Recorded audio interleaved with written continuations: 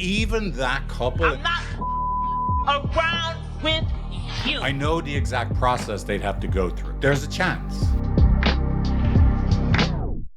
Welcome back to Come Here to Me. Today I'm joined again by Steph, our creative director and the producer of the Come Here to Me podcast. Hi, Steph. Hi. Good to hear your voice. Today, what we're going to do is we have another short video that we wanted to do a little analysis of. The reason we picked this video is it literally came across my feed. I was a guest on Violet Benson's podcast, Almost Adulting. Violet is a wonderful podcaster on all things relationship. I think it's fair to say Gen Z, millennials. Mm-hmm. She's awesome. Been honored to be on her show twice. And she just had, look, I rarely am on Instagram. And for whatever reason, I saw this video and I had to give it a heart. It just touches on something that is so real in many people's experience of love and relationship. And of course, I shared it with my wife, Teale, and she loved it and shared it with half our neighbors. And, you know, everybody's like, you go, girl, right? And so let's watch it. And then I'll share why I think it's actually important to enjoy it at first, but then go a little bit deeper in what's really going on in the video. I'm not playing with you.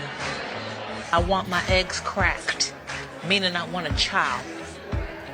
I want my name dropped, meaning I want to be married. I'm not around with you. I am not your bed maiden. I am not your maid. I am not your floozy or your. You are going to have to give me something substantial because I know I'm worth that. I'm not all there. Sometimes I have my moments, but I know one thing. I'm good to you. Wow, wonderful, right? And look, at first when I watch it, it's very amusing to see someone so articulately protest, share, I deserve to be loved, I want to be chosen, in just such powerful language, right? Funny, right? I want to get my eggs cracked, right? Yeah.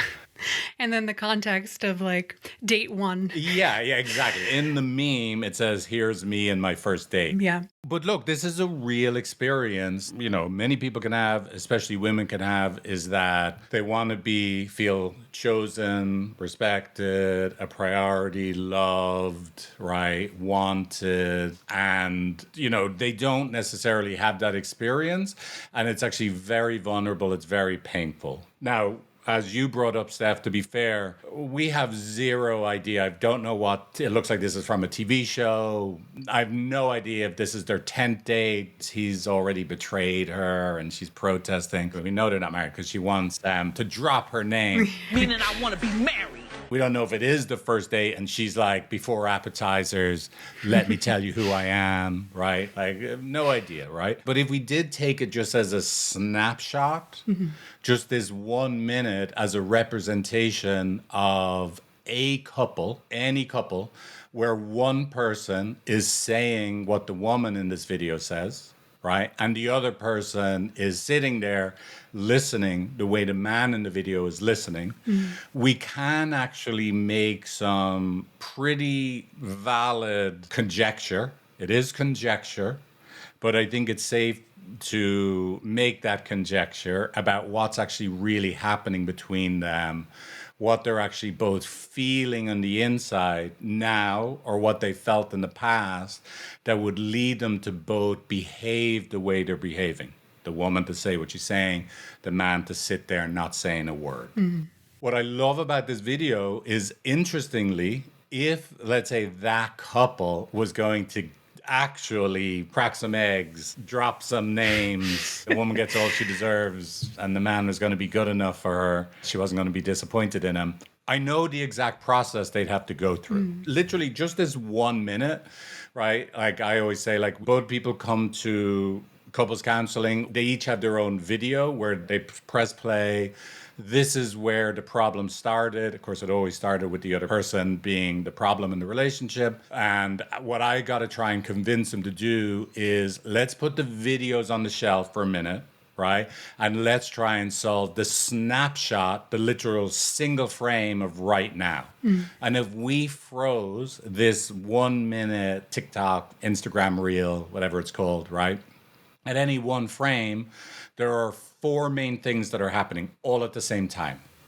And so the first thing we'd have to do is help this couple actually realize and be able to see that all four things are happening all at the same time. And the fact that all four things are happening, it actually makes sense. Okay, so what are those four things? The first one is the most obvious, it's the most clear, is the woman in the video is protesting. She is protesting not having her needs met, whether it's she hasn't had her needs met by him in particular in the past, or she hasn't had her needs met by men in the past. Which, like, if you think about the context of just it as a meme, is probably the way that people using the meme are reacting to it. It's like, Exactly. I relate to this because this is how I have been treated as a generalization. Exactly. That's what I like. This woman is many people's hero, that she's saying out loud what they're containing in a first date. Like, are you another one that's just not going to actually choose me fully, be the father of my children, marry me, right? Like, totally valid that if people have felt dropped, not really chosen, not met the way they long to be, they would protest, right? Most of us are just not as good at protesting as this woman. She's like Olympic gold medalist, right, level protester at not feeling chosen, not feeling loved. And she's like, look, I'm not taking it anymore. And I'm willing to live with the consequences of you walk out of the restaurant, because I am gonna protest till the cows come home, right? Mixing up cultural, right, references, right? But I'm going to protest till the cows come home, like all day long, right, from sunrise to sunset, that I'm not putting up with not being chosen again. I'm just not, right? I won't even sit through the dinner. Yeah. Right? Good for her.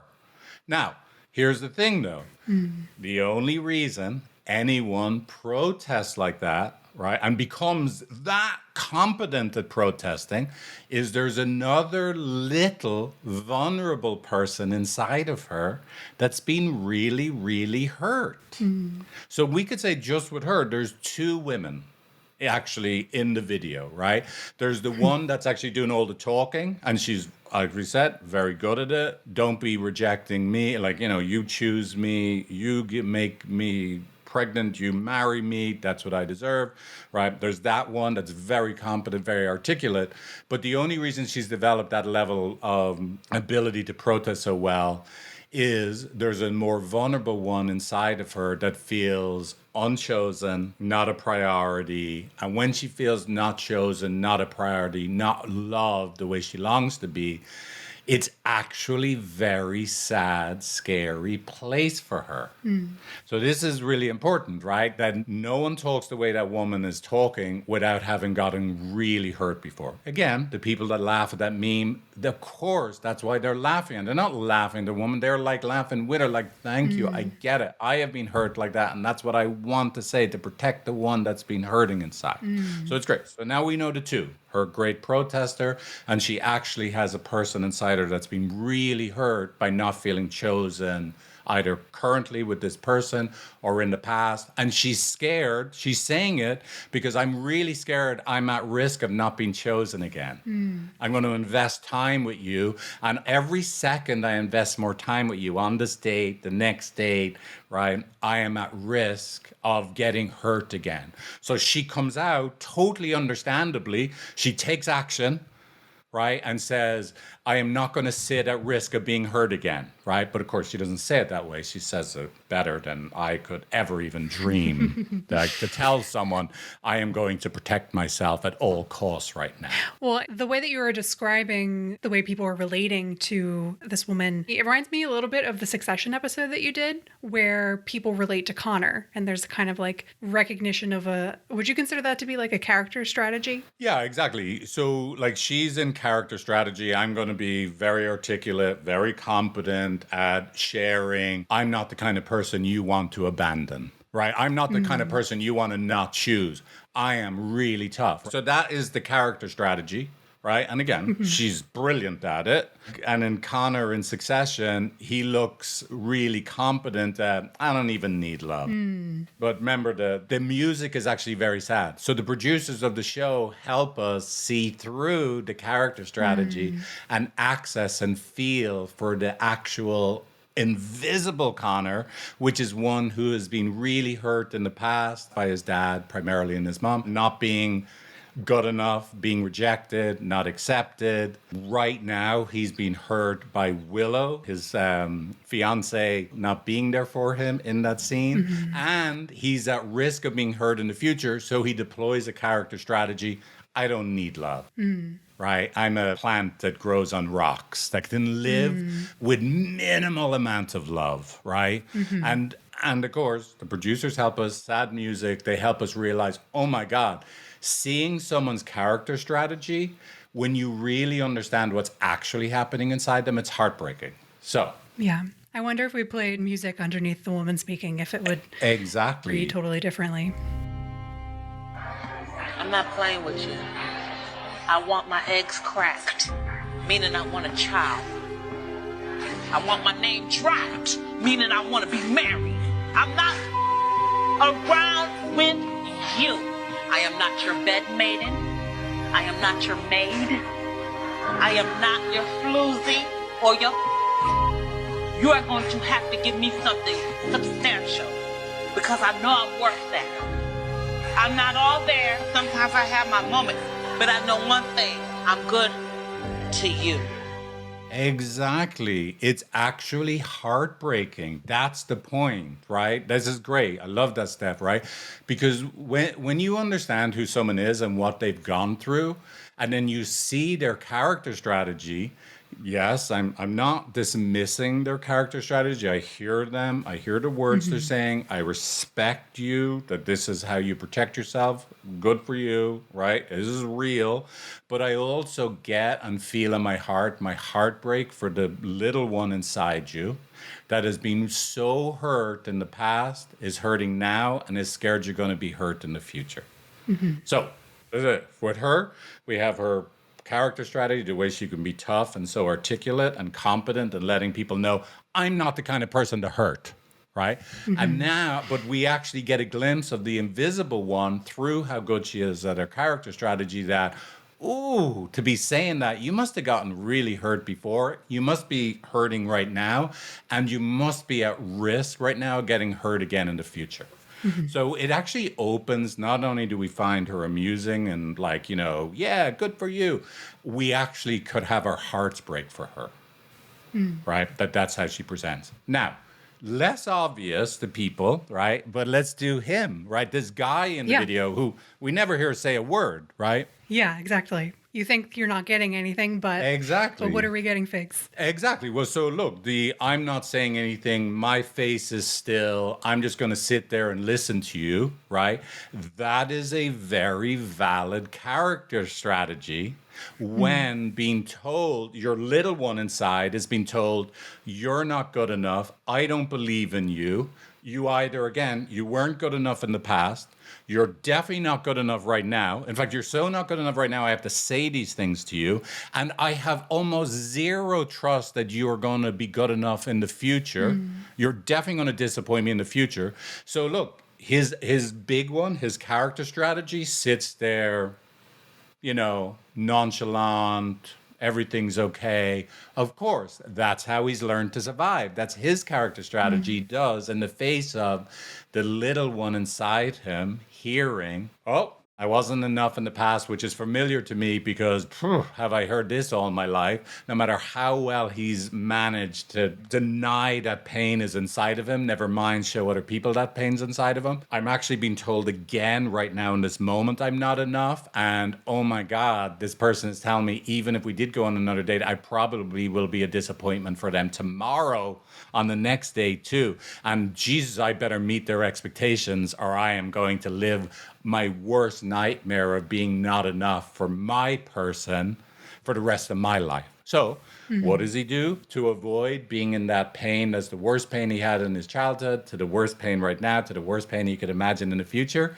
He protects himself, goes into character strategy. Yeah, What else you got to say? Right?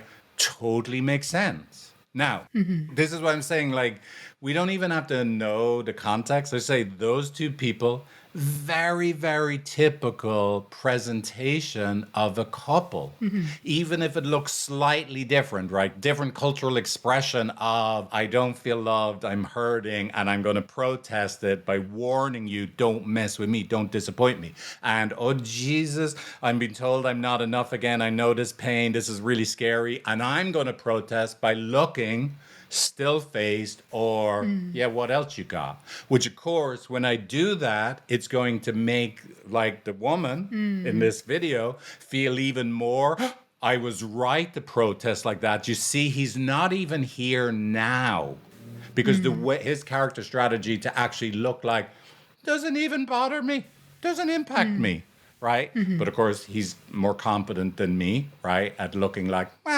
don't care, right? Like that scares her even more.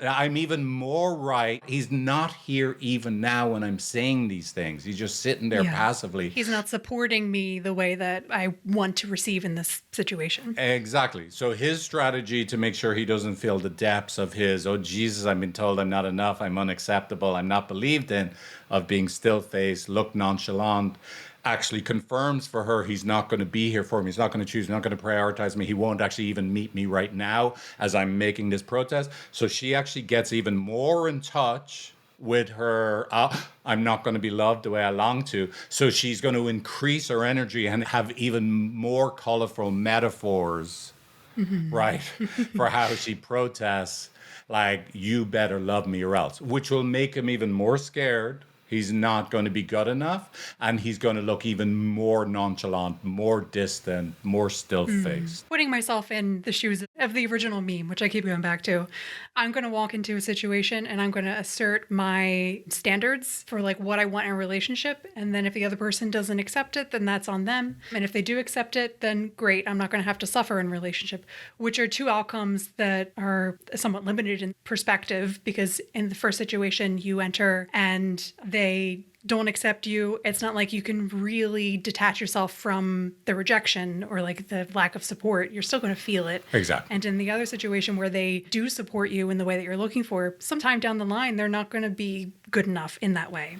Exactly. And you're going to, again, feel hurt. Exactly. Look, it becomes a self-fulfilling prophecy for both of them. And look, dating is really scary. It's really vulnerable to put yourself out there and risk, will you choose me? So it makes sense she risks, will you choose me, from a place of competence and strength. She uses her protector of her little girl to say, will you choose me? It makes sense in theory, but, you know, you've heard me say before, it's like throwing a boomerang. You know what? I'm going to ask to be chosen, but I'm going to ask to be chosen from my competent place, my protester place. Well, guess what happens? It guts your partner, leaves them feeling unacceptable and scared. They're not safe with you. And so now they will look on the outside like they're abandoning you. Right? They're going to look nonchalant, like they're not here right now. And your boomerang, basically, you throw it, guts the other person, scares the living daylights out of them, and now they look like they're not there for you. And you get even more of the not chosenness, being abandoned, that you were trying to avoid in the first place. But it actually confirms for you, see, I'm right to protect myself. Now let's play it the other direction, right? Let's start with he looks nonchalant. I don't care. I don't even mind being unacceptable. He looks like that on the outside. So that's him throwing the boomerang. It terrifies the person he's having dinner with. You're not actually going to be here. I can't trust you to choose me. So now she starts talking from a place of her protector. You better choose me. I deserve it, right? And not even going to try and copy her, right? Like, there's no way with my Irish accent, right? But, you know, she, like, the way she says it, which, of course, is going to make him feel even more scared. There's no way I'll be acceptable. Like, me being me is not going to be enough for this person. So they're both throwing boomerangs at exactly the same time. They're both gutting the other person. And now they get hit with their own boomerang back in the face. So this is the thing. It's actually very sad for both of them. right? And a lot of people are locked. I'm not saying these two people, we don't know them, but they're locked in this is how they're meeting the world all the time. Their protectors, their character strategies are in relationship with other people. And it's actually very sad for the vulnerable ones inside them because those vulnerable ones inside them aren't known to themselves. They're doing their best not to know the vulnerable one inside themselves. And they're not known to other people that they actually could give the vulnerable self inside himself and another person the opportunity to actually get the love they need. So a lot of people are perpetuating this tragedy over and over and over and over again. And this is what's happening in most couples when we meet them for a first session. They've been doing some version of this over and over and over and over and over again, right? Talking to each other from their protector parts, their character strategy parts, their protesters.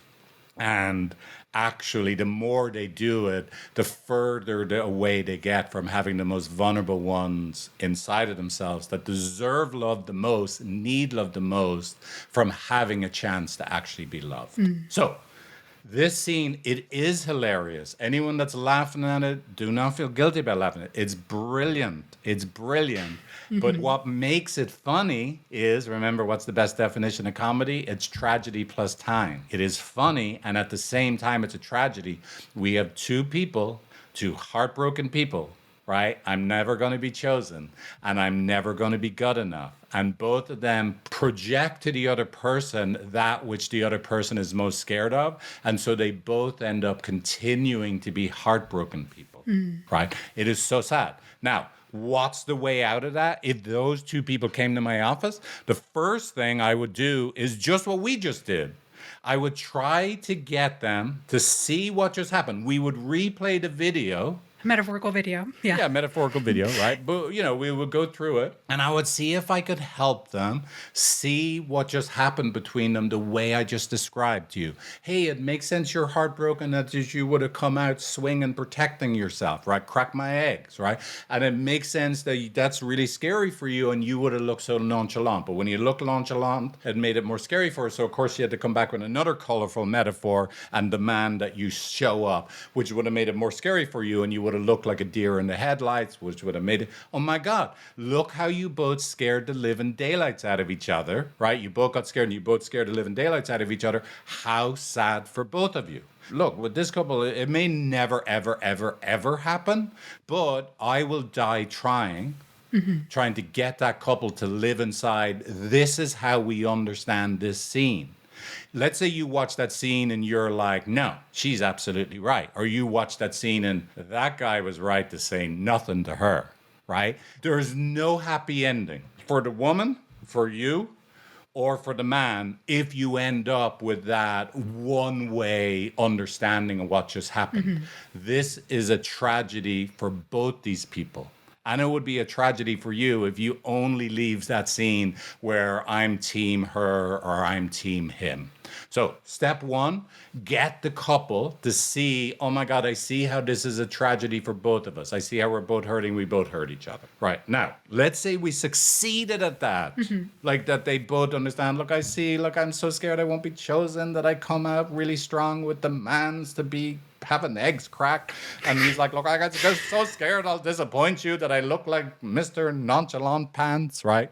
Again, they'd say it better than me. All right.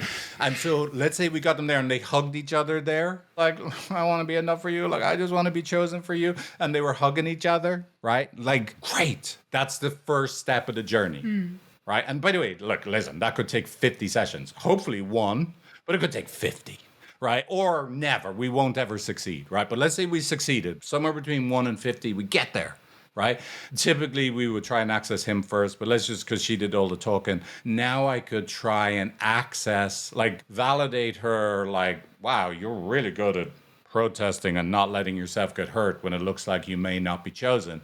Like, fist bump, well done. But I'm wondering, is there another one inside you that gets really hurt and is really scared? But because now it's safe that it looks like he's actually here and we're a team and now we see both of us get hurt. Now it could be safe for her to access, I've been hurt before and I get really scared. And I can now get her to ask, hey, I'm scared you won't be here for me and I've been hurt before. Will you be here? The exact same request, but we get her to ask from the vulnerable place. Notice I wouldn't ask her to ask from the vulnerable place until they know it's both of us. We both scare each other. We both are scared, right? It's only then it's safe to get her to just be a scared person because I've been so hurt before and you're important to me and I'm worried I'm going to get hurt with you, right? Where that woman who can look so fierce, we would have her be her little girl who was here way before she became a fierce one. Like, I actually have been hurt before and I'm scared I'm going to be hurt again. And she asked from down in the scared one, right? Gives him a chance to be good enough to be there for her now, right? Where he gets to be enough and she gets to be chosen. Right, so that's they hug each other and like, look at this, he's here. You ask for it from the vulnerable place, and you get to be enough, and they get to live in that moment with each other. We have one data point that starts to undo all the past data points of there's no way I can be vulnerable and ask for my needs to be met, and someone actually show up. Right. And he gets to have a data point where I actually was able to show up, be there, and be enough.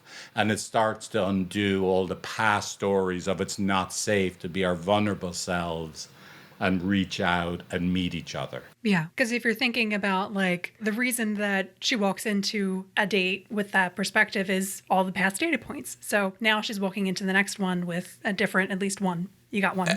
We got one, and that one goes back into the past memory banks and starts to infect the past files, right? So it starts to make the world a little safer, that I don't have to be fiercely protecting myself. It's just one. We might have to do it a few times, right? But it's like, maybe I'm living in a safer world than I thought I was before, because we do have this example of I could share someone, I'm hurting, I'm scared, I need you, and they actually show up, right? That's huge. This is what I was saying. We don't have to change the past. We just have to change the present moment. And then this present moment goes back and infects all the files of the past.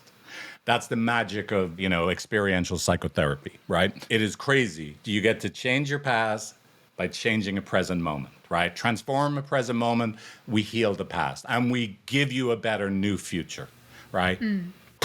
Amazing. Now with him, we will then do the same. We're like, hey, Mr. Nonchalant Pants, totally respect how cool you are. And I have a funny feeling there's someone else in there that it hurts when she's telling you, like, I'm pretty sure you're about to disappoint me. Show up or don't bother. So now I can actually give him that evocative statement for her. And instead of him just being nonchalant, we might access how scary it is for him, right? That I know what it is to be a disappointment in the past. It sure looks like I'm a disappointment already now. And I'm pretty sure I'll be a disappointment in the future. And so that person that's living in, I was a disappointment in the past, I'm a disappointment now, and I will be a disappointment in the future. That's an incredibly painful, scary, vulnerable place of suffering.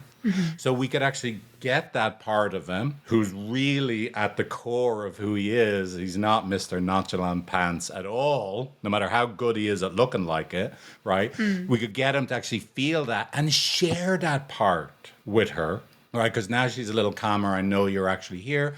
You could share that part. And is there any way I could be enough for you? And she could actually then show up and be there and accept the part of you that you need me and you get scared that I'll be disappointed. And she gets to love that part of him. He gets to love it in. And now he has a single data point.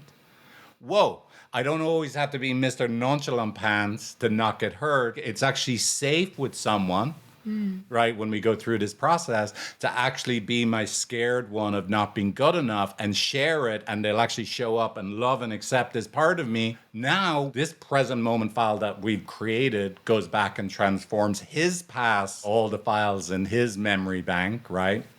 All the deep files of being a disappointment, that I got to be Mr. Nonchalant Pants, right? Whoa, maybe I live in a safer world. And then most importantly, right, now they both live in a safer world with each other.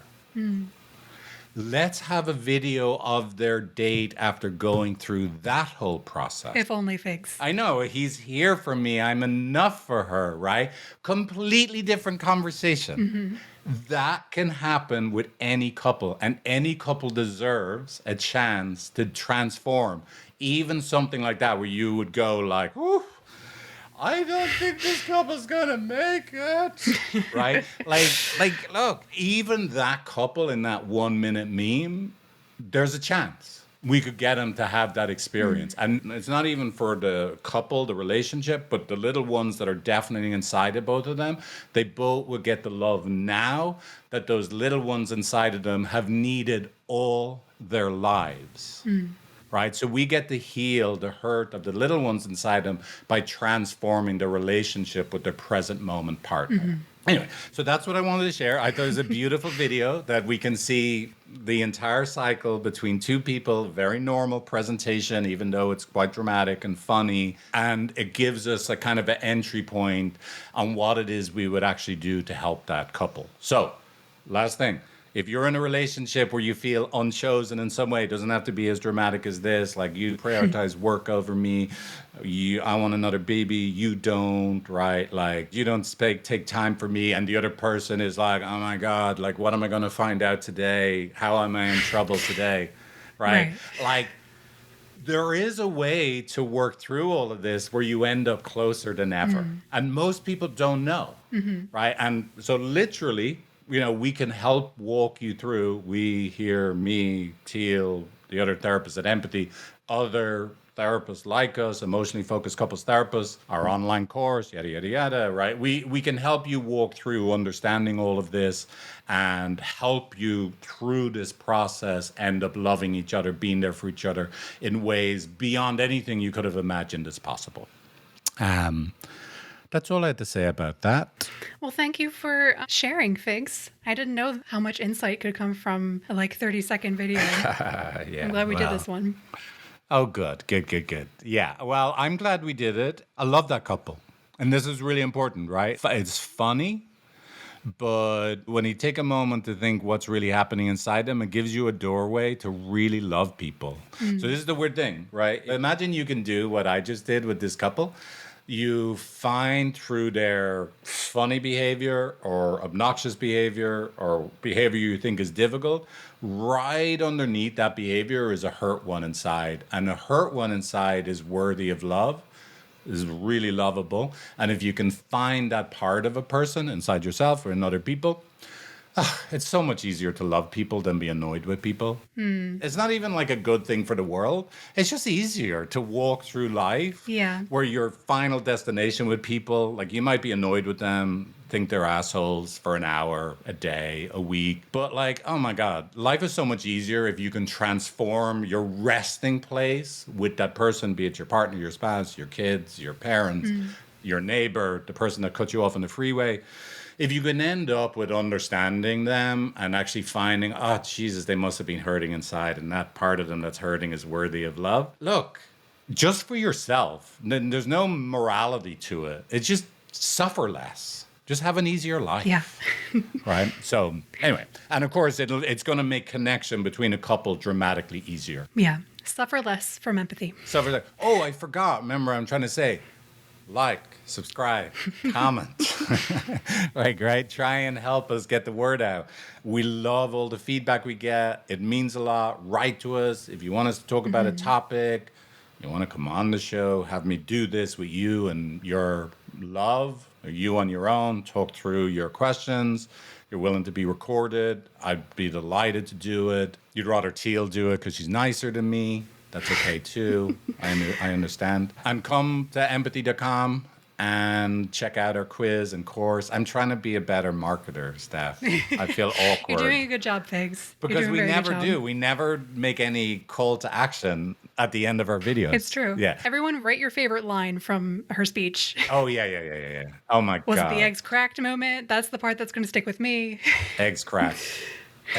But I also I want my name dropped. It took me a split second to understand what she meant. Like, I'm just blown away. Like, that woman is so smart, right? Like, so smart. Like, that, they were the best protests. Like, woo. Good stuff. Yeah. Brilliant. Thank you, everyone. And we'll be back with another episode. Thank you, Steph. Thank you, Figs. For listening to me. Jesus. Spout on. That's why you pay me the big bucks. Exactly. Bye. Bye, everyone.